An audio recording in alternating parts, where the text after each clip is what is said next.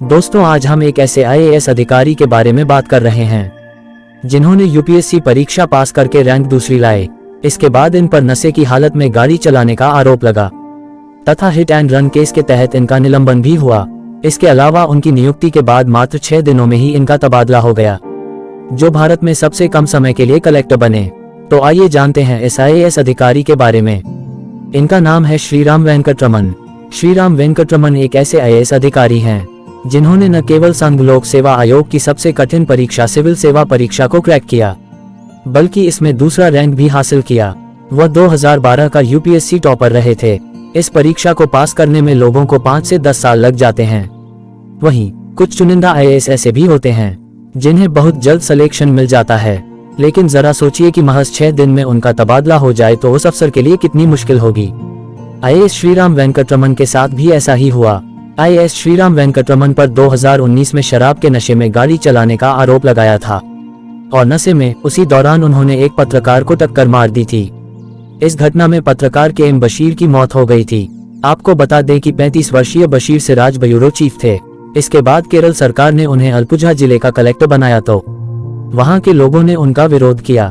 उसके बाद सरकार को उन्हें कलेक्टर पद से हटाना पड़ा और उनका तबादला दूसरी जगह कर दिया गया।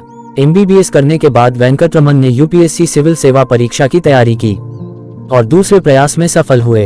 वेंकटरमन आईएएस अधिकारी के तौर पर विवादों में रहे हैं। उन्होंने अपनी स्कूली शिक्षा भवन विद्या मंदिर गिरिनगर से पूरी की। इसके बाद उन्होंने साल 2010 में गवर्नमेंट मेडिकल कॉलेज से एमबीबीएस किया। तिरुवनंतपुरम जिला अदालत ने आईएएस अधिकारी श्रीराम वेंकटरमन के खिलाफ हत्या के आरोप को खारिज कर दिया।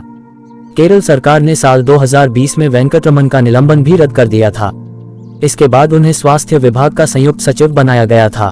वर्तमान में वह केरल राज्य नागरिक आपूर्ति निगम लिमिटेड के महाप्रबंधक हैं। तो दोस्तों, लाइफ में आपको कदम कदम पर कठिनाइयों और मुश्किलों का सामना करना पड़ता है, लेकिन यदि आप मानसिक रूप से मजबूत है तो आप जीवन की बड़ी बड़ी कठिनाइयों का सामना बहादुरी के साथ में कर सकते हैं।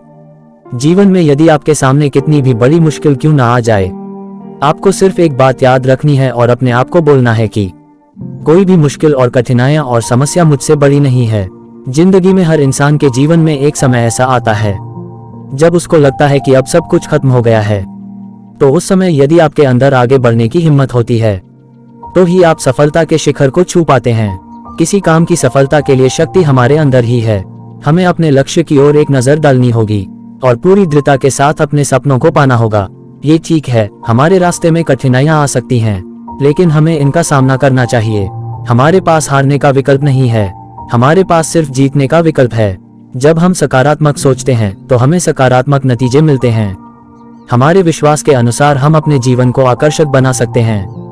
जीवन में अपार संभावनाएं हैं, हमें बस उन्हें देखना और समझना है। तो दोस्तों, इन सब चीजों को फॉलो करके आप भी एक सफल व्यक्ति बन सकते हैं।